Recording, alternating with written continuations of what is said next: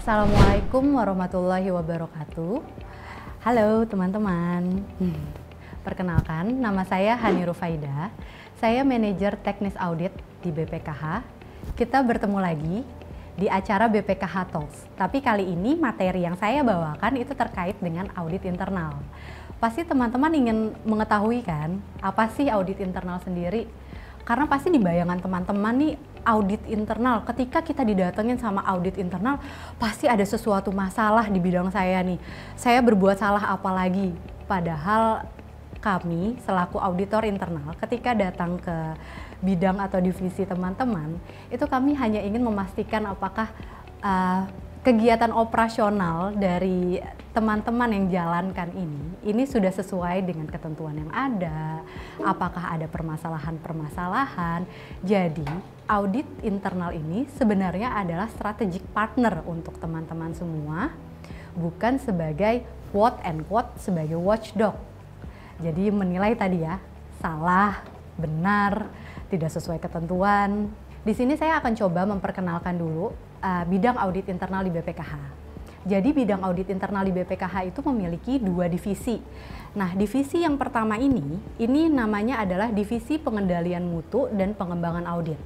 Sedangkan divisi yang kedua adalah divisi teknis audit. Saya berada di divisi yang kedua, divisi teknis audit. Jadi apa sih bedanya tadi divisi pengendalian mutu dan pengembangan audit dan divisi teknis audit itu sendiri? Kalau nanti mungkin untuk simpelnya saya akan menyebutnya divisi pengendalian mutu dan pengembangan audit ini sebagai divisi 1, sedangkan divisi teknis audit sebagai divisi 2. Jadi divisi 1 ini seperti, kalau saya menyebutnya seperti think tanknya audit. Jadi divisi 1 ini melakukan perumusan kebijakan-kebijakan yang diperlukan oleh si auditor internal, audit internal. Kemudian melakukan pemantauan tindak lanjut atas temuan-temuan baik internal audit itu sendiri maupun eksternal audit. Kemudian melakukan pendampingan auditor eksternal. Nah, auditor eksternal di sini ini contohnya seperti BPK, dan divisi 1 ini juga menyelenggarakan fungsi quality assurance. Jadi quality assurance ini adalah melakukan evaluasi atas kualitas pelaksanaan fungsi audit yang dilaksanakan oleh divisi teknis audit atau divisi saya. Nah, sedangkan divisi 2 ini adalah pelaksana dari si auditor internalnya. Jadi kalau menurut dari Institute of Internal Audit atau IIA, audit internal itu kan harus bisa memberikan nilai tambah bagi organisasi. Jadi yang kami divisi 2 lakukan itu untuk mencapai tujuan yang tadi itu dengan melakukan ada dua hal. Yang pertama audit atau review, dan yang kedua itu melakukan konsultansi dan pendampingan SPI. Dari kedua hal itu berguna untuk menjaga tata kelola BPKH, pengelolaan risikonya juga kami pantau, dan pengendalian internal atas kegiatan operasional yang ada di BPKH.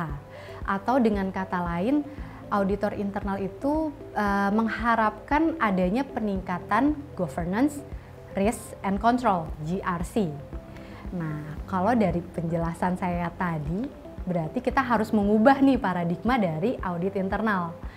Yang mungkin tadinya orientasi teman-teman itu adalah tadi hanya menilai salah benar ya, tetapi saat ini harus menjadi strategic partner dari bidangnya dan juga sebagai advisor yang dipercaya oleh manajemen untuk membantu dalam mencapai tujuan dengan tetap memperhatikan tata kelola yang baik dan pengelolaan risikonya juga.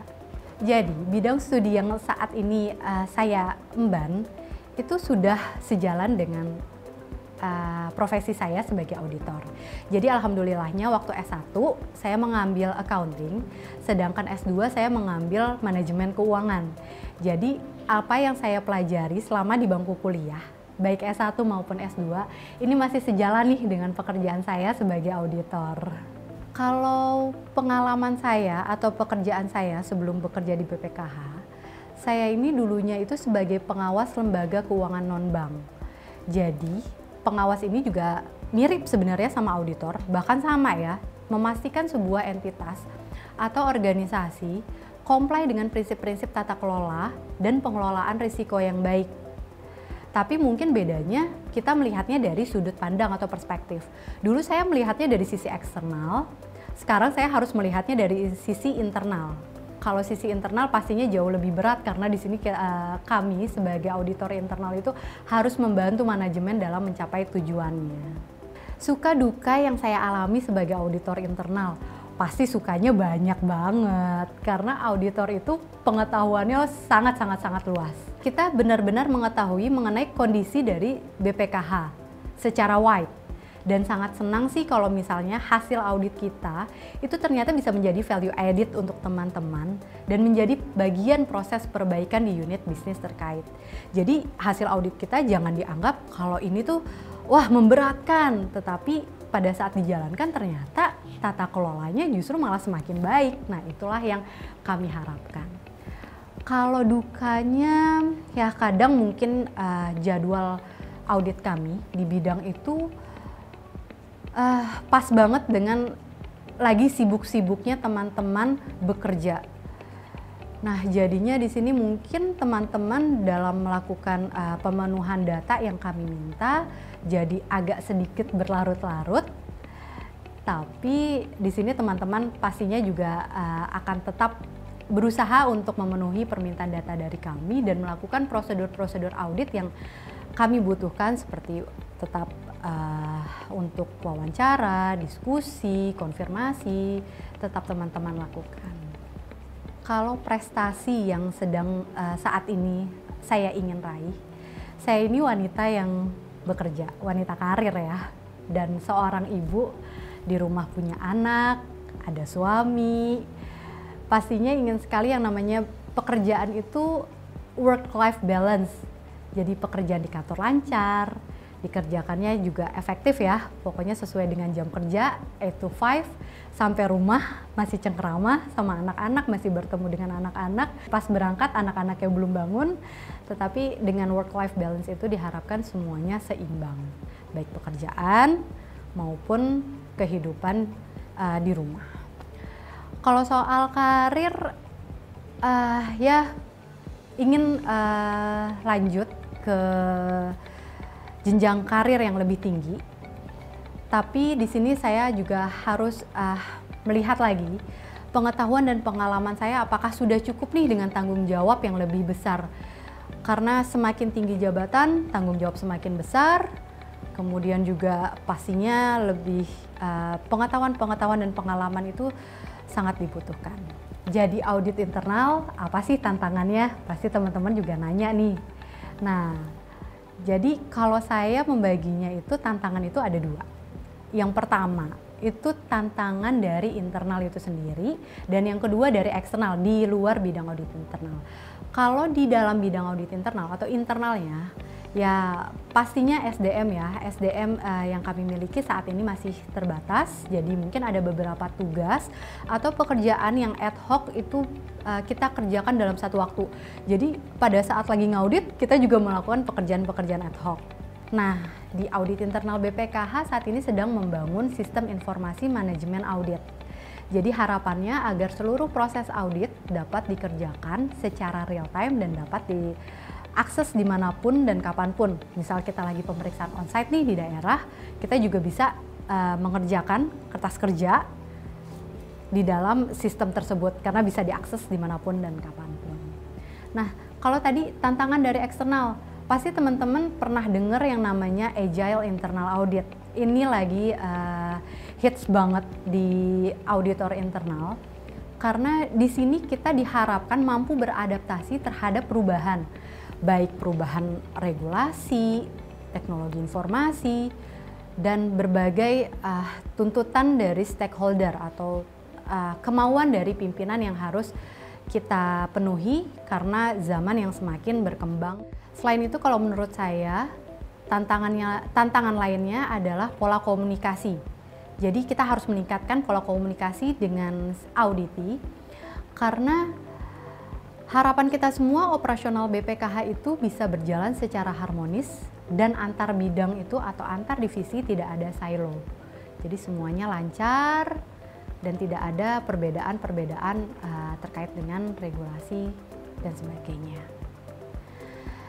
Nah, kalau misalnya ada permasalahan nih, apa sih yang harus auditor internal lakukan? Sikap apa sih yang harus auditor punya? Kalau sikap yang harus dimiliki itu ada 3 menurut saya. Pertama, kita itu harus bijaksana, nggak langsung ngejudge. Tunggu, kita harus tahu dulu apa sih pendapat-pendapat dari si auditi atau dari pihak ketiga.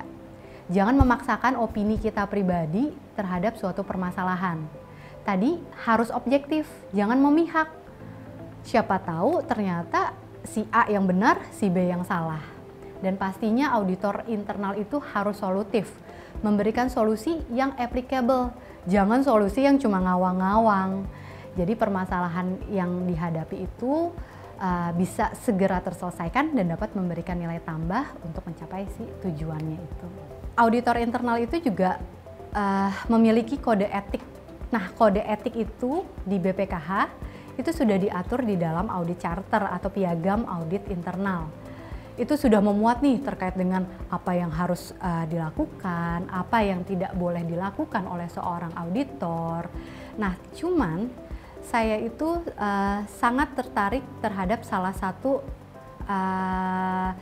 kode etik yang harus dimiliki oleh auditor internal, yaitu menunjukkan kejujuran, integriti itu harus nomor 1, objektif, tidak memihak, dan kita harus bersungguh-sungguh dalam melakukan tugas dan memenuhi tanggung jawab profesi kita sebagai auditor internal.